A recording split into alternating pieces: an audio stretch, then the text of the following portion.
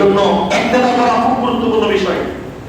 আল্লাহ রাসূল আল্লাহ পাক রব্বুল আলামিন সূরা তাওবার মধ্যে মুনাফিকদের ইক্তেদা করতে না করেছে, মুনাফিকদের কবরে যেতে না করেছে, তাদের জিয়ারত করতে না করেছেন, সরাসরি নিষেধ করেছেন। এই জন্য কোন মুনাফিক, কোন বেঈমান, ইমান ইসলামের দুশমন এবং এমন কোন ইমাম নামধারী বা এমন কোন মোল্লার পেছনে ইক্তেদা করা কোরআন মোতাবেক ফতোয়া অনুযায়ী সেটা হারাম। যেই যত বড় হাফেজ কোরআন, হাফেজুল কোরআন হোক, মুফতি হোক, গাজী হোক, যত বড় আলেম হোক, তার পেছনে ইক্তেদা করা জায়েজ নাই কোরআন অনুযায়ী। হাদিসও না, হাদিস শরীফ তো আছেই, কোরআন পাকে স্পষ্ট আসছে যে মুনাফিকের ইক্তেদা করা যাবে না। মুনাফিকের পেছনে ইবাদত করা, মুনাফিক বলতে কাদেরকে বোঝায়? এক কথায় আল্লাহ রাসূলের দুশমনকে মুনাফিক বলে। সূরা তাওবা কিন্তু এভাবে নাযিল হয়েছে, আল্লাহ রাসূলের দুশমনী। এটার ঘটনা অন্য সময় আপনাদেরকে বলবো। সূরা তাওবা নাযিল বা এই আয়াতগুলো নাযিল হওয়ার প্রেক্ষাপটটা কি ছিল? এখানে মূল কথাই ছিল যে আল্লাহ রাসূলের দুশমনী। এই জন্য মুনাফিকের মানে সংক্ষিপ্ত শব্দের অর্থ হলো যে আল্লাহ রাসূলের দুশমন, মূলত সেই আল্লাহর দুশমন।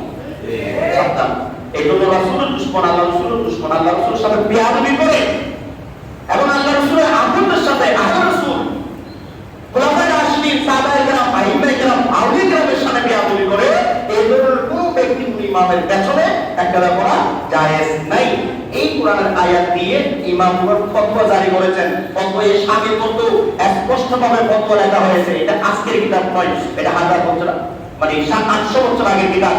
একেবারে জারি করে দিয়েছেন যে কোন বাতিল ইমামের পেছনে, মুনাফিক ইমামের পেছনে ইক্তেদা করে নামাজ আদায় করা যাবে না, করলে হবে না। যদি হক ইমাম না পান, নিজে নিজে করেন, আপনার ইবাদত আল্লাহর কাছে ঠিক না? কিন্তু ইক্তেদা করা খুব গুরুত্বপূর্ণ বিষয়। কার ইক্তেদা করতেছেন?